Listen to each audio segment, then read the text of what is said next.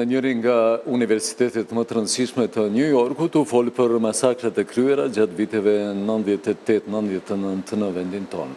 Në këtë ngjarje ku morën pjesë profesor të Universitetit St. John's, ambasadori Highland, gazetarja dhe sociologja Dilelio e personalitetet tjera u promovua librin në gjuhën angleze Masakrat në Kosovë i autorit Shkëlzen Gashi. Kronike e korrespondentit tonë në New York, Halil Mula. Në përjetorin e 26 të çlirimit të Kosovës me 12 qershor, Konsullata e Përgjithshme e Republikës së Kosovës në bashkëpunim me Universitetin St. John's në New York promovoi librin në gjuhën angleze Masakrat në Kosovë 1998-1999 të publicistit Shkëlzen Gashi. Ngjarja u moderua nga profesori për komunikim masiv në këtë universitet, Basilio Monteiro, që e quajti librin të rëndësishëm. Dua të them se zotri Gashi është një njeri i dhënë shumë pas të drejtave të njeriut, dhe disia ai si duket nuk mund as të flej pa bërë hulumtime për këtë çështje, kështu që zotit bekoft për këtë dhe do të thoja se jam shumë krenar me ty. Ndërkaq dekani i Kolegjit për Studime Profesionale në St. James, Luka Jandolli, tha se libri Masakra në Kosovë 1998-1999 është testament për memorien njerëzore, është mundësi për ta ruajtur atë që ka ndodhur. Në fjalën e tij, ambasadori Blerim Reka shprehu falënderim ndaj Universitetit St. John's për promovimin e këtij libri që dokumenton luftën gjenocidiale kundër popullit shqiptar në Kosovë, duke shtuar se lufta çlirimtare e UÇK-s dhe mbështetja e Shteteve të Bashkuara sollën fundin e apartheidit dhe dhunës në Kosovë. Ambasadori kosovar foli anglisht, por një fjali e tha në gjuhën shqipe. Shqiptarët harrojnë, por ky libër nuk do ta lejoj harresën.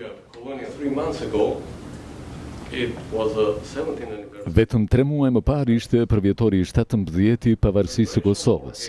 Lufta për liri kundër Serbisë e udhëhequr nga UÇK-ja dhe mbështetur nga SBA-t sollën fundin e apartheidit, dhunës dhe gjenocidit në Kosovë. Ne ju jemi përherë mirënjohës Shteteve të Bashkuara të Amerikës dhe miqve tanë evropian për mbështetjen e tyre të vazhdueshme. Dhe mos të harrojmë se në fakt ata që janë miq të vërtet janë ata që na qëndrojnë pranë kur kemi nevojë. Sot, me shumë krenari, mund të themi se Republika e Kosovës është një histori e suksesit ndërkombëtare e demokracisë. Ish këshilltari i presidentit Bill Clinton, ambasadori Christopher Highland, që në fillim të fjalisë së tij ju drejtua autorit Gashit duke i thënë: "Ta kemi me borxh të falenderojmë, sepse askush deri më tani nuk ka dokumentuar me kaq hollësi krimet që kanë ndodhur në Kosovë." Ta kemi borxh të të falenderojmë sepse askush deri më tani nuk ka dokumentuar me kaq hollësi krimet që kanë ndodhur. Libri juaj i thot botës, ja ku është regjistruar historia. Kështu që libri juaj, zotri, ka një rrugë të gjatë për të bërë që t'i thot botës. Shikoni këtë libër nëse dëshironi nga ne që të flasim për çështjet cilat sipas tyre mund të kenë ose të mos kenë ndodhur. Ja ku i keni të gjitha të regjistruara. Tani është koha që të vazhdojmë përpara dhe t'i bashkohemi Bashkimit Evropian. Ndërkohë, sociologja e gazetarja Ana Dilelok, që ka qenë angazhuar me Kombet e Bashkuara në Kosovë, vlerësoi se libri Masakrat në Kosovë 1998-1999 është libër i mirë, sepse shfrytëzon të gjitha të dhënat në lidhje me ngjarjet e viteve 98-99, e quajti përmbledhje të jashtëzakonshme për të gjitha masakrat. Është një libër i mirë sepse autori të gjitha informacionet i ka nga burime të sigurta dhe të besueshme që flasin për masakrat dhe vrasjet masive gjatë luftës në Kosovë. Është një libër shumë i veçantë sepse po vjen 26 vjet pas përfundimit të luftës, kur kujtimet mund të zbehen dhe gjithashtu ne jemi në një situatë që në Europë kemi zhvillime të reja agresive, ku Putini vazhdon të tregojë ndikimin e tij mbi Serbinë. Është me të vërtet një libër shumë i mirë për arsye të cilat i thash edhe më parë, sepse as edhe një masakër nuk mungon dhe të gjitha janë të dokumentuara shumë mirë.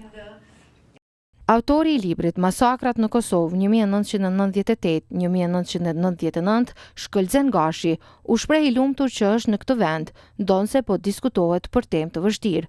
Gashi tha se masakrat në Kosovë janë kryer nga policia serbe e ushtria jugoslave. Më shumë se 100 masakra janë kryer në pjesë të ndryshme të Kosovës, 98% e cilave ishin bërë nga policia dhe ushtria serbe në vitet 98-99. Shpresoj që njerëzit nuk do të shfrytëzojnë këtë libër për të shpërndar urrejtje, por që të kuptojnë të vërtetën dhe të mësojnë të drejtën. Dhe ne të gjithë duhet të punojmë shumë që të sjellim drejtësi për të gjitha viktimat dhe familjet e tyre dhe të sigurohemi që këto krime të mos ndodhin kurrë më. Dhe krejt në fund, më lejoni të them se të marrët kur nuk falin e kur nuk harrojnë. Njerëzit naiv falin dhe harrojnë dhe njerëzit e mençur falin por kur nuk harrojnë. Dhe unë me të vërtet shpresoj që shqiptarët e Kosovës do të zgjedhin të jenë të mençur. Pas fjalëve të folësve, u diskutua me audiencën e përbërë nga profesor universitar amerikan, diplomat si dhe shqiptar të Amerikës, me që rast u prekën temat të ndryshme nga e shkuara, e tashmja dhe projekcionet për të ardhmën e Kosovës.